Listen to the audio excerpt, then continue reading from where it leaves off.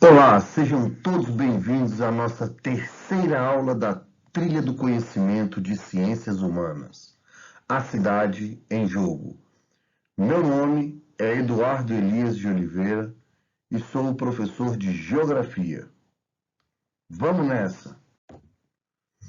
Bem, vamos abordar inicialmente um breve histórico da nossa caminhada, da nossa trilha do conhecimento. Na primeira aula, nós estudamos e analisamos a diferença entre países desenvolvidos e países ricos. Vimos que não existe necessariamente uma relação direta entre desenvolvimento e riqueza. Analisamos o PIB de alguns países e o próprio indicador, que sinaliza toda a riqueza produzida dentro de um país durante o período de um ano, nos três setores da economia: agricultura, pecuária e extrativismo, setor primário; indústria, setor secundário; comércio e prestação de serviços, setor terciário. Analisamos também a substituição do PIB pelo IDH em 1993. A ONU, então, passa a utilizar o Índice de Desenvolvimento Humano para aferir o desenvolvimento das nações. Esse indicador é composto por três critérios. Primeiro, a renda per capita, renda por cabeça, que se analisa dividindo o produto interno bruto, o PIB, pela população total. A expectativa de vida da população é a média de anos que um indivíduo, em geral, vive em uma determinada sociedade, e também o nível de escolaridade dessa sociedade. Quantos anos, em média, um indivíduo daquela sociedade permanece na escola. Na segunda aula, nós abordamos a base conceitual sobre o processo de urbanização. Identificamos também a diferença do processo de urbanização nos países desenvolvidos e nos países subdesenvolvidos. Como tarefa de casa, nessa segunda aula, nós tivemos uma pesquisa sobre os deslizamentos de terras em costas no estado do Rio de Janeiro entre os anos de 2000 e 2020. Agora, essa semana, na nossa terceira aula, vamos finalizar a base conceitual sobre urbanização e realizar um pequeno debate, um pequeno diálogo sobre as causas e as consequências dos deslizamentos de terra que ocorreram no estado do Rio de Janeiro, identificando também a origem desse problema, se ocorre por motivos naturais ou a intervenção antrópica. Vamos analisar algumas imagens sobre os deslizamentos de terra que ocorreram no estado do Rio de Janeiro. A anatomia de um deslizamento.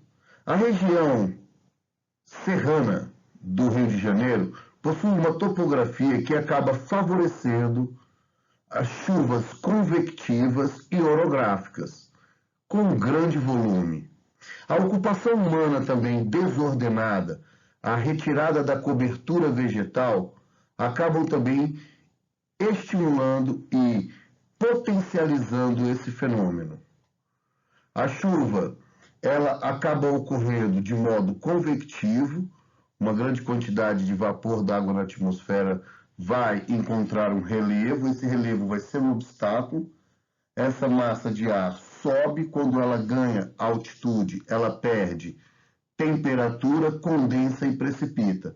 Sem a camada de vegetação para servir de suporte para o solo, essa água vai gerar um intenso processo erosivo. Esse processo erosivo vai fazer com que você tenha uma erosão por gravidade. O solo fica encharcado, tá? E pode deslizar, causando centenas, milhares de mortes e um prejuízo também econômico muito grande para a região serrana do Rio de Janeiro. Aqui nós temos algumas imagens mostrando a cidade de Petrópolis no ano de 2011 e também no ano de 2022. É uma região que constantemente sofre com os deslizamentos de terra. Podemos ver que em determinados locais as encostas possuem mais de 45 graus de inclinação, o que acaba favorecendo o deslizamento. A retirada da cobertura vegetal e a instalação de casas e moradias nessa localidade também é um fator que acaba contribuindo muito para os deslizamentos de terra, também chamado de erosão por gravidade. Aqui na cidade de Niterói, também na região metropolitana do Rio de Janeiro, nós temos outra imagem com um grande deslizamento de terra que aconteceu no ano de 2009. Dentro da cidade do Rio de Janeiro, Morro dos Prazeres, um deslizamento que ocorreu no ano de 2003. Na região do interior do estado do Rio de Janeiro, cidade de Três Rios, no ano de 2001. O que nós podemos observar é que em todos os deslizamentos nós temos a forte intervenção antrópica e também alguns elementos naturais que favorecem, estimulam e potencializam os deslizamentos. Na semana que vem, vamos conversar mais um pouquinho sobre os deslizamentos, suas causas e consequências, e identificar também que esse deslizamento, em sua grande parte, acontece a partir de uma ocupação desordenada do solo, sem nenhum planejamento e omissão também do governo. Muito obrigado e até a semana que vem.